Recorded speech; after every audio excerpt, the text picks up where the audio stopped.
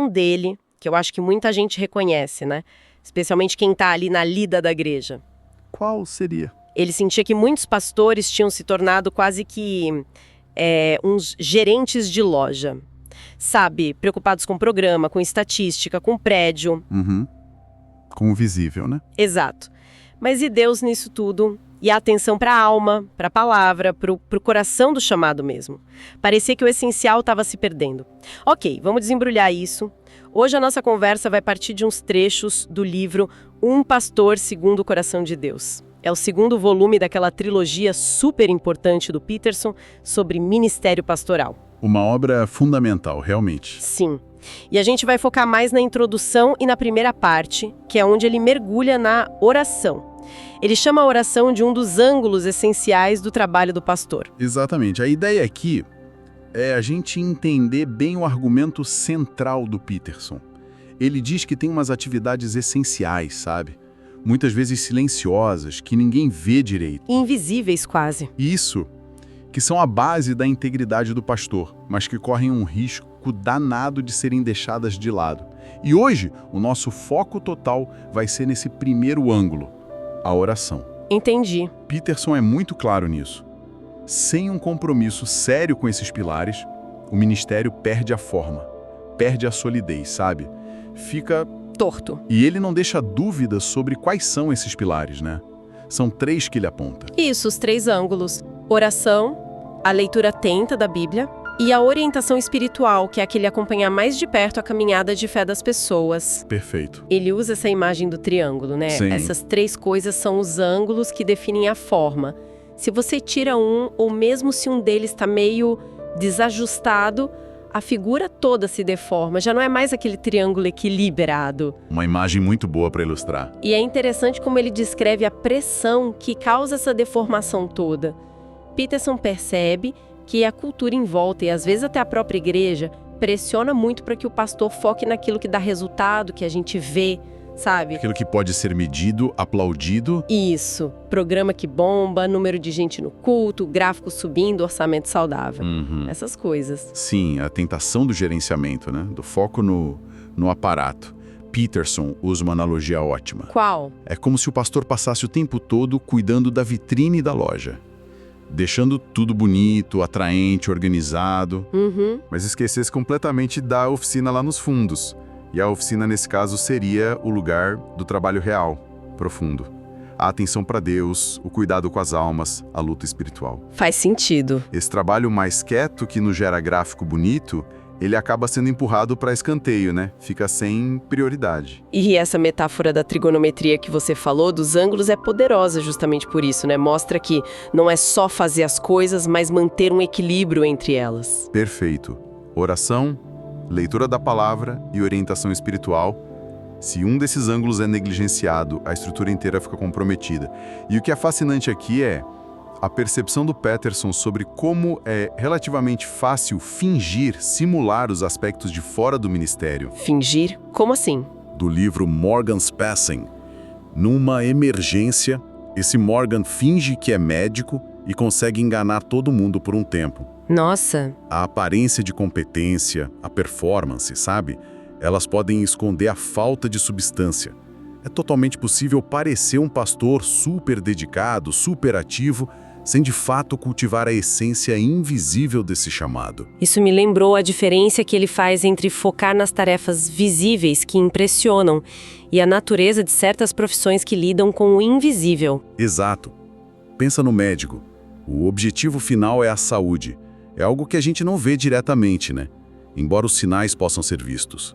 O advogado busca justiça, outro conceito abstrato e invisível. Certo. E o pastor lida primariamente com Deus, o totalmente outro, o invisível por excelência. Aí Peterson conta uma história dele mesmo. Ah, é? Ele precisava de fisioterapia e tinha uma ideia bem clara do tratamento que ele queria. Mas o fisioterapeuta, com integridade, se recusou a aplicar o tratamento sem uma avaliação médica adequada antes. Ah, que interessante. O profissional priorizou a saúde do paciente, que é o bem invisível, acima do desejo imediato do próprio Peterson. Entendi o ponto. E a pergunta que o Peterson deixa no ar é: Será que nós, pastores, mantemos essa mesma integridade? Esse compromisso fundamental com Deus, com a palavra dele, mesmo quando as expectativas das pessoas ou as pressões da instituição apontam para outro lado? Ou será que a gente cede à tentação de oferecer só o que é popular, o que agrada na hora, em vez daquilo que é realmente essencial? É uma provocação forte. E ela leva a gente direto para o primeiro ângulo essencial que ele trata, a oração. Sim, vamos fundo nisso. Peterson não fica romantizando a oração, né?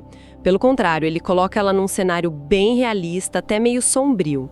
É verdade. Ele diz que os pastores trabalham em meio a ruínas. Que imagem forte! Ruínas de quê? De vidas quebradas, de relacionamentos destruídos, de esperança frustrada, a presença constante do pecado e das suas consequências. É o chão da realidade, né? Sim. Corpo que adoece, casamento que acaba, carreira que desmorona. Parece que tudo em volta tá sujeito a essa força de destruição. E aí vem a pergunta que não quer calar. Diante dessa desolação toda, qual o sentido de orar?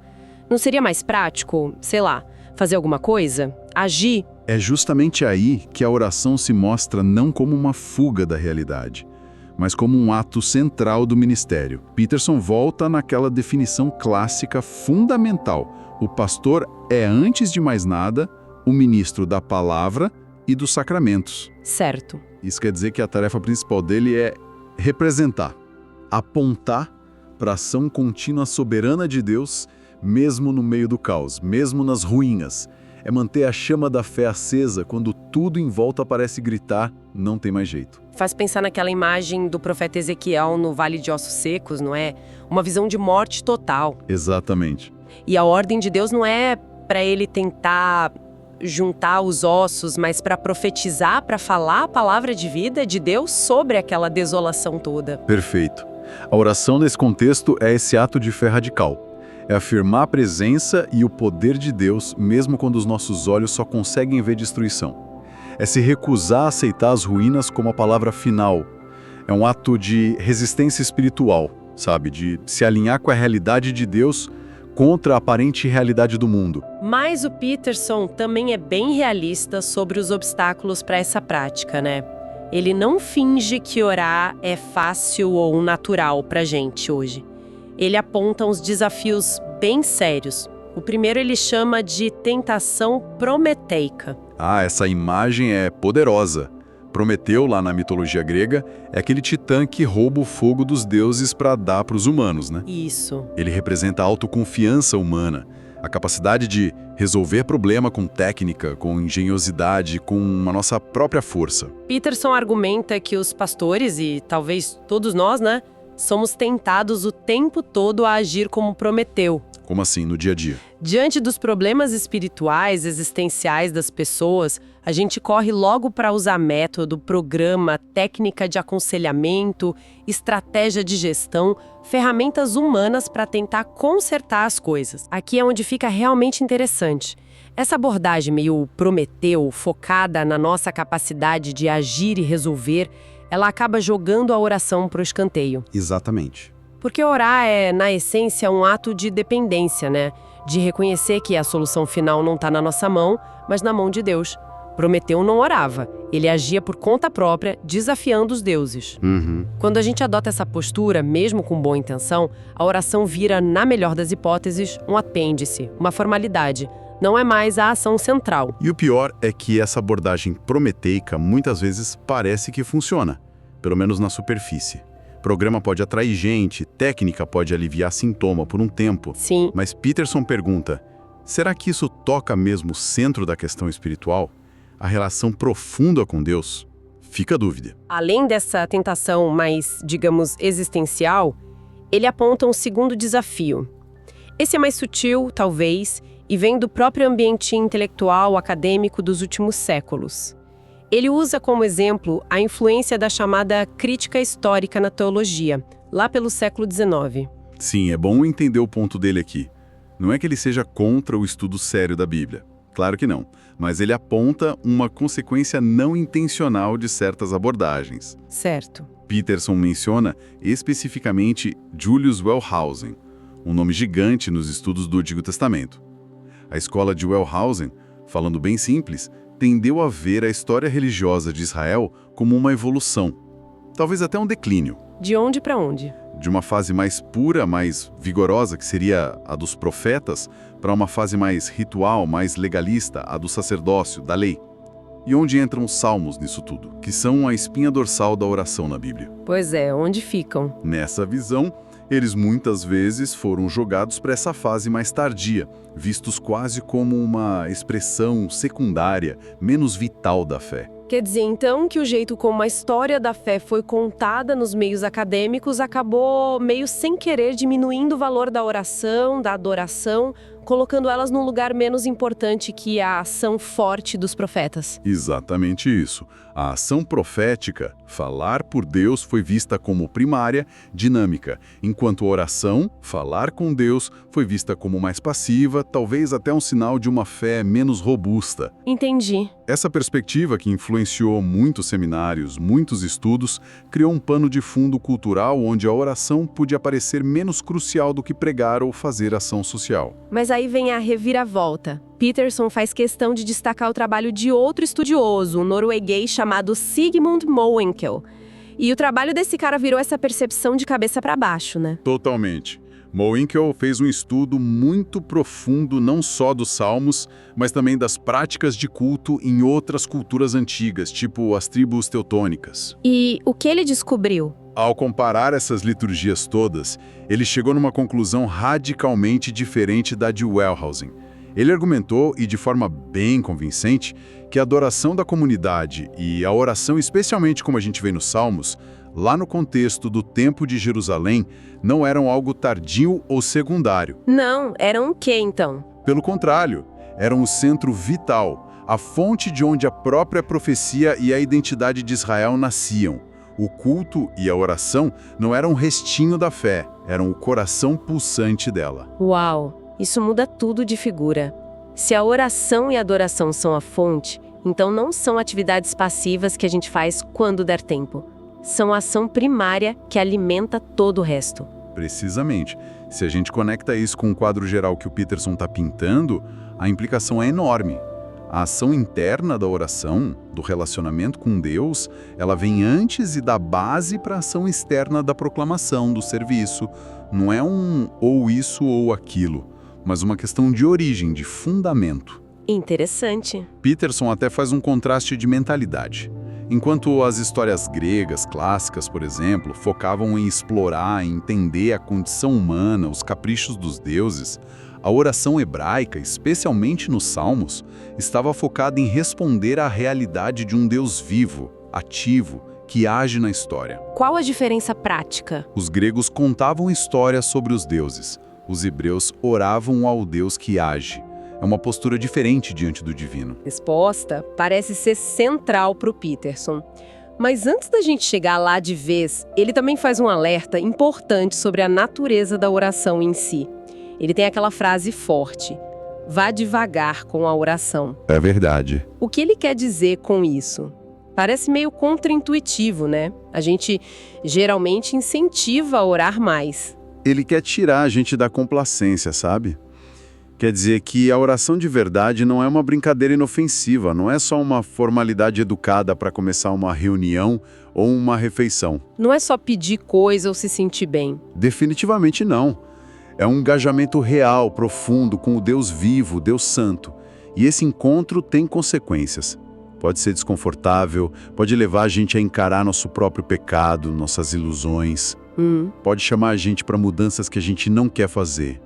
Pode ter resultados que a gente não controla e que podem até parecer perigosos para os nossos planinhos arrumados, para o nosso jeito de viver. Faz sentido. É o oposto daquela oraçãozinha rápida, genérica, que às vezes pedem para o pastor fazer, quase como um amuleto de boa sorte, ou só para cumprir tabela. Exatamente. Ele está dizendo que esse tipo de uso banaliza algo que na verdade é potente, transformador. Perfeito. Essa banalização esvazia a oração do poder dela, do mistério dela.